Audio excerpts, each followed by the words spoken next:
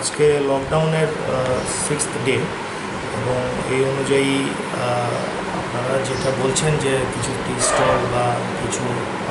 Unwanted লোক কিছু ঘোরাফেরা করছে, তো তাদের এগেনস্টে আমরা খুব কঠোর ব্যবস্থা নিচ্ছি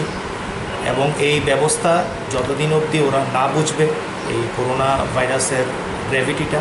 এই ব্যবস্থা আমরা নেব এবং এটা দিন বা দিন আরও কঠোর হবে। এখন পর্যন্ত মানে কাউকে কোনো অ্যারেস্ট করা বা